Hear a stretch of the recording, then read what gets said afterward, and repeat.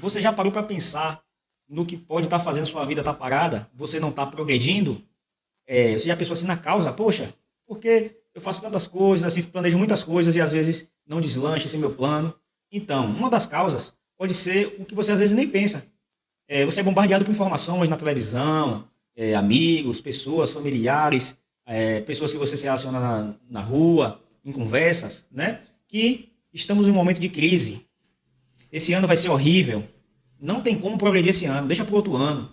Acho que eu posso fazer o que for. A crise está tão grande que nunca vai dar certo. Então, essas coisas é que fazem você ficar paralisado. Então, essa é a ideia de falar que crise tem o tempo todo. Comece a lembrar isso sempre, o tempo todo. Os noticiários dizem que sempre o país está em crise. Sempre existe crise. Mas você já parou para pensar que enquanto está todo mundo falando que está tendo crise, não tem pessoas ganhando dinheiro? Tem, com certeza. Não tem prédios sendo construídos, condomínios sendo construídos, empresas sendo abertas, multinacionais montando suas empresas aqui no Brasil? Com certeza. Então você tem que ter um olhar mais aguçado, não acreditar em tudo que chega para você. Então coloque a partir de hoje na sua mente o seguinte: crise é sinônimo de oportunidade. Pronto. Agora você já está pensando melhor. Crise é sinônimo de oportunidade. Então, em vez de você ficar olhando o problema da crise, deixando sua mente lá e ficando paralisado com aquilo, você agora vai pensar assim: tudo bem, está dizendo que está em crise. Sim, e na crise o que é que eu posso fazer? Então, o segredo é justamente isso. O que é a oportunidade? A oportunidade é você ter que se movimentar para encontrar ela, para enxergar ela. Porque quando você coloca que você está em crise, você fica paralisado ali e você não vê a oportunidade na sua frente. Então, em todo momento, existe oportunidade. 24 horas por dia, existe oportunidades. Agora você tem que se dar a oportunidade também de encontrá-la. Você tem que analisar. O dinheiro não sumiu. O dinheiro só está em movimento. Saindo de uma mão, indo para outra mão. O dinheiro está sempre se movimentando. Então, essa história de crise, que o dinheiro sumiu, não existe. Crise não existe. Crise é oportunidade. O dinheiro sempre vai estar se movimentando, passando de uma mão para outra mão. Em todos os momentos da história, isso aconteceu. O dinheiro saiu da mão de um para a mão de outra pessoa. Então, procure sempre focar nas oportunidades. Então, um brasileiro que ele sempre teve essa questão de não ficar olhando a crise, sempre olhar a oportunidade, foi Geraldo Rufino. Geraldo Rufino, ele tem uma história incrível de superação. Ele quebrou 6 vezes financeiramente, mas não desistiu e alcançou o sucesso de ser um grande empresário, hoje que é dono da JR Diesel, uma empresa que fatura acima de 50 milhões de reais. E ele começou com 8 anos de idade ensacando carvão. Depois de 8 anos de idade ensacando carvão, ele observou que alguns meninos passavam voltando do lixão com uma roupinha melhor. Ele falou: poxa, nesse lixão aí tem coisa boa. Aí ele foi lá com o irmão dele e percebeu que tinha muitas coisas que poderiam ser recicladas, né? Ele começou catando latas e tudo que encontrasse de valor. Aí ele percebeu que não conseguia trazer tantas coisas. Aí ele falou: poxa, vou construir meu carrinho de mão. Construiu o carrinho de mão e começou agora ter como trazer mais coisas do lixão para revender. Então já conseguiu fazer ali mais uma fonte de renda. Isso ele, menino.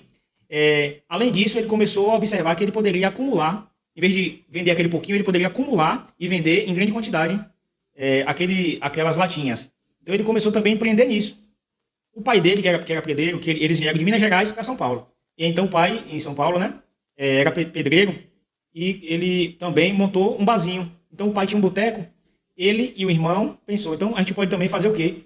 Perto do bar do nosso pai, a gente começa a fazer um botequinho. Aí ele montou também um botequinho perto do bar do pai.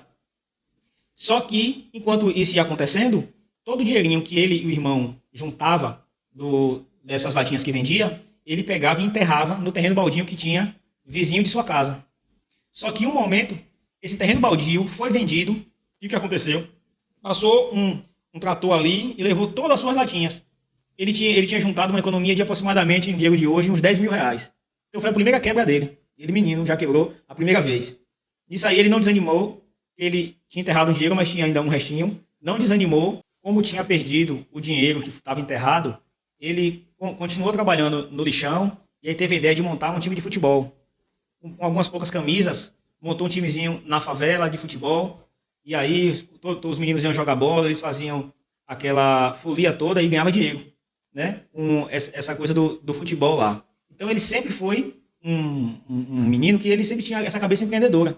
Chegou um momento que a vigilância sanitária foi até o bar do pai deles. Então ia fechar o bar do pai deles. Eles precisariam agora ajudar o pai. Então todo o dinheiro agora que eles tinham juntado durante 2 anos, nessa de alugar carrinhos, para os meninos andar na feira, vender na feira, outro também de o negócio do time de futebol deles também. Todo o dinheirinho que eles juntaram durante 2 anos, eles pegaram todas essas economias e deram ao pai para salvar o boteco do pai. Depois desse momento, ele foi trabalhar de office boy. Aí de office boy, ele trabalhou sempre como um intraempreendedor, ajudando bastante a empresa, tendo aquela visão de que eu não sou só empregado, eu vou ter um olhar de dono dentro da empresa. Então ele conseguiu crescer muito dentro dessa empresa, que ele começou como office boy.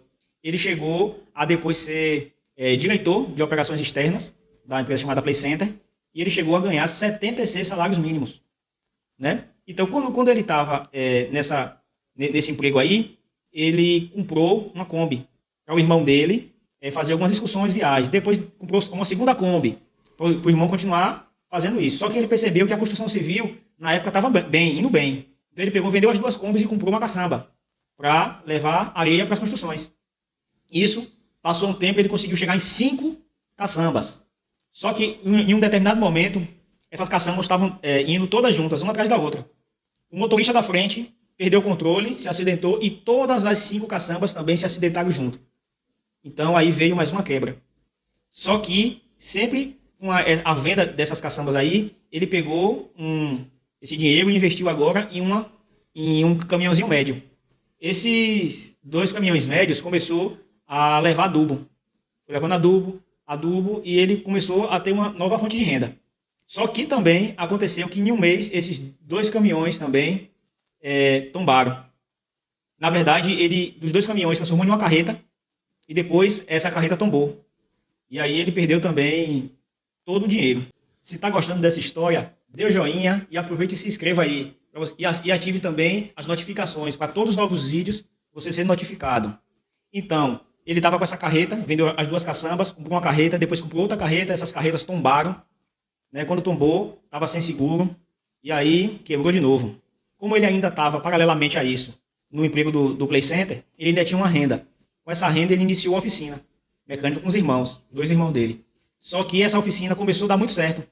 Dá muito certo essa oficina deu certo, e aí que ele comprava carros, desmanchava e vendia as peças.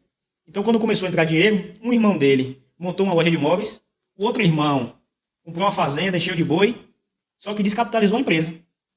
Quebrou novamente. Que em 1985, essa empresa foi chamada de JR Diesel, que é a que tem atualmente. E aí os irmãos fizeram essa besteira aí com dinheiro, quebrou, né? Ele teve que recomeçar sozinho. Aí ele recomeçou de novo a oficina, enquanto estava com o outro emprego ainda. Só que quando essa oficina agora começou a deslanchar, ele abandonou, pediu demissão do outro emprego que ele estava, na Play Center, e ficou focado nessa oficina.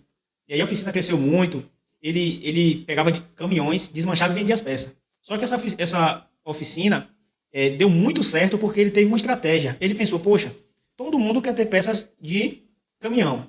Só que, para um negócio crescer, você tem que ter um diferencial. Ele pensou, vou pegar caminhões seminovos e desmanchar. Na época, todo mundo achou uma loucura. Como que você vai pegar um caminhão que está no estado perfeito de rodar e desmanchar? Ele acreditou nessa ideia dele, comprou a primeira Mercedes-Benz dele, desmanchou e começou a vender as peças. E aí saiu uma propaganda entre os caminhoneiros, poxa, se ele está desmanchando um caminhão praticamente novo, então as peças têm qualidade. E nisso aí ele começou a crescer muito, e empresas de estrutura grande também começou a comprar peças na mão dele. Aí foi, vamos dizer assim, a galinha de ovos de ouro dele. Isso fez ele crescer muito, muito mesmo. A JR Diesel prosperou muito. Geraldo Rufino conseguiu ganhar muito dinheiro. Só que nesse estágio que ele estava lá bem tranquilo, algumas montadoras de carro, né, viu que ele estava próspero e chamou ele para fazer uma sociedade para abrir várias concessionárias de caminhão. Ele pegou e entrou nessa sociedade. Mas o que aconteceu? Depois de 1 ano e meio, esses sócios dele estrangeiros rescindiram o contrato. E aí ele passou por um problema grande. Foi a próxima vez que ele quebrou. E aí ele ficou com uma dívida de 16 milhões. Né? Então essa dívida aí abalou ele, na verdade. Né? Aí ele teve agora que recomeçar de novo, voltar, reerguer a empresa. E com muito trabalho árduo, como ele costuma dizer, 16 horas de trabalho, não tem pobreza que resista a 16 horas de trabalho. Então ele trabalhou bastante e reergueu a empresa. Hoje a empresa dele fatura acima de 50 milhões por ano. Então ele é um brasileiro que tem uma história de vida com muitos desafios, que sempre acredita que vai chegar lá, né? E ele conseguiu vencer muito. É uma história assim de empreendedorismo excelente, incrível, para você se inspirar e também criar e começar a criar a sua e contar também a sua história, né? Ele teve muitas dificuldades. O nome do livro aqui, ó, Catador de Sonhos. Imagine que ele veio lá de baixo e alcançou chegar a ser milionário. Então, o empreendedorismo tem isso. Para você, como um empreendedorismo, você não tem limites de crescimento. Esse limite depende de você. Você que se limita. O limite que coloca na sua vida é você. Aí eu não posso alcançar. Claro que você pode. Você primeiro tem que acreditar em você. Não coloque limites. Vá em busca dos seus sonhos. Empreenda e esqueça essa palavra crise. Pense assim, nesse momento agora, eu vou atrás da minha oportunidade.